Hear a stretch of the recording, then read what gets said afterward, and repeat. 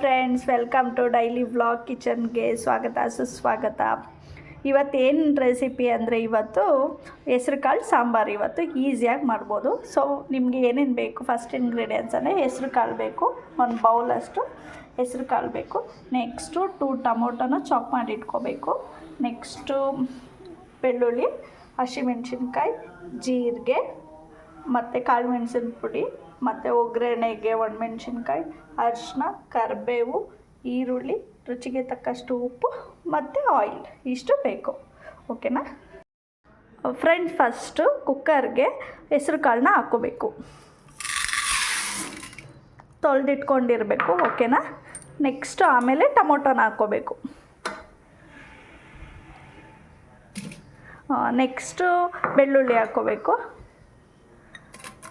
ಹಸಿಮೆಣ್ಸಿನ್ಕಾಯಿ. ನಿಮಗೆ ಖಾರ ಎಷ್ಟು ಬೇಕೋ ಅಷ್ಟು ಹಾಕ್ಕೋಬೋದು. ನಮ್ಮ ಮನೇಲಿ ಜಾಸ್ತಿ ಖಾರ ಸ್ಪೈಸಿ ತಿನ್ನೋರಾಗಿರೋದ್ರಿಂದ ನಾವು ಒಂದು 7-8 ಹಸಿಮೆಣ್ಸಿನ್ಕಾಯಿ, ನೀವು ಬೇಕಾದ್ರೆ 4-5 ಹಾಕ್ಕೋಬೋದು. ನೆಕ್ಸ್ಟು ಜೀರಿಗೆ ಹಾಕ್ಕೋಬೇಕು, 1 ಟೇಬಲ್ ಸ್ಪೂನಷ್ಟು ಜೀರಿಗೆ. ನೆಕ್ಸ್ಟು ಕಾಳು ಮೆಣಸಿನ ಪುಡಿ ಒಂದು 1 ಟೇಬಲ್ ಸ್ಪೂನಷ್ಟು. ಓಕೆನಾ?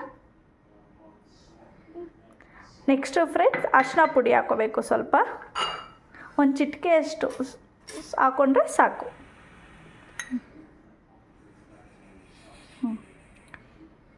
ಆಮೇಲೆ ರುಚಿಗೆ ಆಮೇಲೆ ನೀರು ಹಾಕ್ಕೋಬೇಕು. ಆಮೇಲೆ ರುಚಿಗೆ ತಕ್ಕಷ್ಟು ಉಪ್ಪು ಹಾಕ್ಕೋಬೇಕು.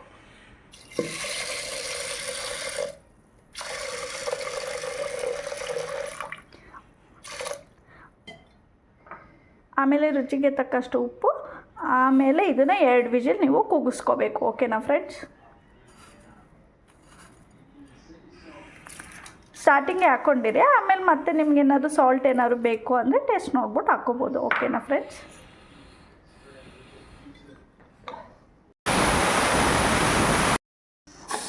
ನೋಡಿ ಫ್ರೆಂಡ್ಸ್, ವಿಜಿಲ್ ಆಗಿದೆ. ಸೊ ಇವಾಗ ಕುಕ್ಕರ್ ಓಪನ್ ಮಾಡಿ ನೋಡೋಣ. ಸೊ ನೋಡಿ ಆಗಿದೆ. ಯಾಕೆ ನೀರನ್ನ ತೆಗ್ದ್ಬಿಟ್ಟು ಇದು ಮಾಡಬೇಕು ಅಂದರೆ, ನೀರಿದ್ದರೆ ನಮಗೆ ಅದು ನೀಟಾಗಿ ಸ್ಮ್ಯಾಶ್ ಆಗೋಲ್ಲ. ಸೊ ಹಂಗಾಗಿ ನೀರನ್ನ ಸ್ವಲ್ಪ ಇದು ತೆಗ್ದುಬಿಟ್ಟು ಸ್ಮ್ಯಾಶ್ ಮಾಡ್ಕೋಬೇಕು ನೀಟಾಗಿ. ಟೊಮೊಟೊ, ಹಸಿಮೆಣ್ಸಿನ್ಕಾಯಿ ಎಲ್ಲ ನೀಟಾಗಿ ಸ್ಮ್ಯಾಶ್ ಆಗಬೇಕು. ಇವಾಗ ಒಗ್ಗರಣೆ ಮಾಡ್ಕೊಳ್ಳೋಣ ಫ್ರೆಂಡ್ಸ್. ಫಸ್ಟು ಇದು ಪಾತ್ರೆ ಬಿಸಿ ಆದಮೇಲೆ ಆಯಿಲ್ ಹಾಕ್ಕೋಬೇಕು, ಜೀರಿಗೆ ಹಾಕ್ಕೋಬೇಕು, ಆಮೇಲೆ ಒಣಮೆಣ್ಸಿನ್ಕಾಯಿ ಹಾಕ್ಕೋಬೇಕು, ನಂತರ ಕರಿಬೇವು ಹಾಕ್ಕೋಬೇಕು,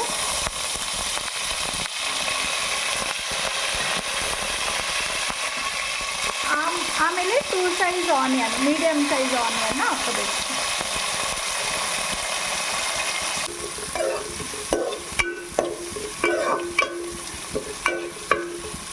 ಅದಕ್ಕೆ ಸ್ವಲ್ಪ ಸಾಲ್ಟ್ ಹಾಕ್ಬೇಕು. ಸಾಲ್ಟ್ ಹಾಕಿದ್ರೆ ಏನಾಗುತ್ತೆ, ಆನಿಯನ್ ಸ್ವಲ್ಪ ಬೇಗ ಬೇಯುತ್ತೆ. ಸಾಲ್ಟ್ ಹಾಕಬೇಕು, ಸ್ವಲ್ಪ ಆನಿಯನ್ ಫ್ರೈ ಆಗೋಕ್ಕೆ ಬೇಗ ಫ್ರೈ ಆಗುತ್ತೆ. ಸೊ ಹಂಗಾಗಿ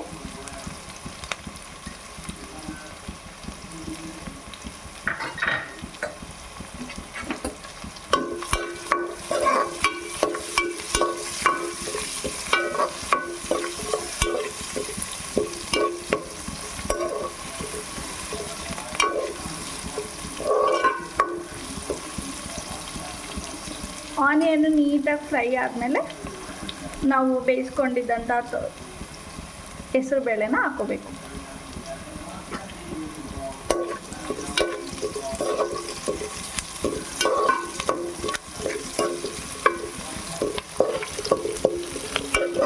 ನೋಡಿ ಫ್ರೆಂಡ್ಸ್, ಲೈಟಾಗಿ ಬ್ರೌನ್ ಆಗ್ತಿದೆ. ಆಮೇಲೆ ಜಾಸ್ತಿ ಎಲ್ಲ ಸೀಸ್ಬಾರ್ದು, ಮೀಡಿಯಮ್ ಆಗಿರಬೇಕು.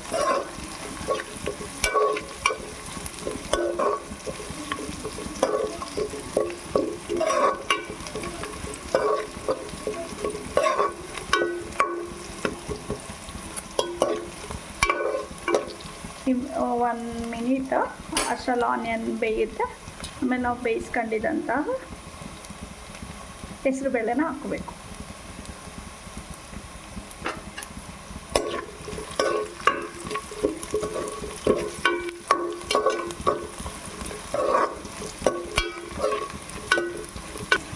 ಇವಾಗ ನಾನು ಬೇಯಿಸ್ಕೊಂಡಿದ್ದಂತಹ ತೊಗರಿಬೇಳೆ ಹೆಸರು ಬೇಳೆನ ಹಾಕ್ತಾಯಿದ್ದೀನಿ. ನೀಟಾಗಿ ಸ್ಮ್ಯಾಶ್ ಮಾಡ್ಕೋಬೇಕು.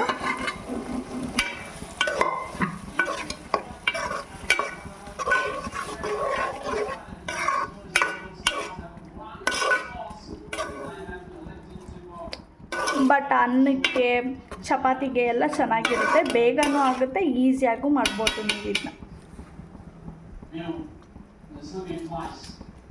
ನಾವು ಎತ್ತಿಟ್ಕೊಂಡಿದ್ವಲ್ಲ ಇದ್ರ ನೀರನ್ನ ಅದನ್ನು ಹಾಕ್ಕೋಬೇಕು.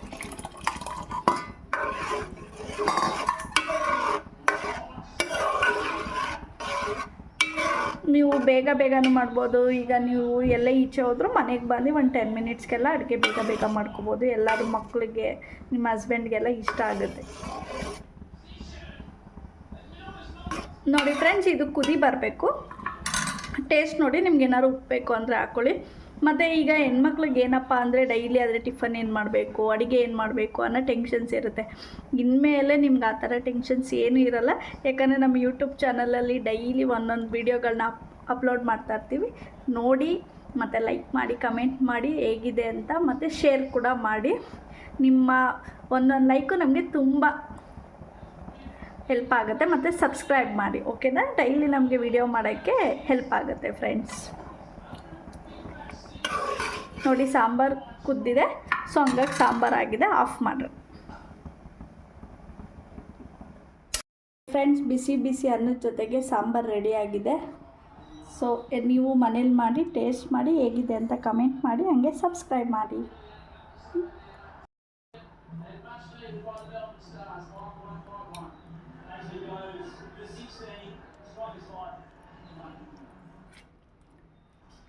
ತುಂಬ ಚೆನ್ನಾಗಿ ಬಂದಿದೆ ಫ್ರೆಂಡ್ಸ್, ಮತ್ತು ತುಂಬ ಘಮ ಘಮ ಅಂತಿದೆ. ನೀವು ಮನೇಲಿ ಒಂದ್ಸಲಿ ಟ್ರೈ ಮಾಡಿ.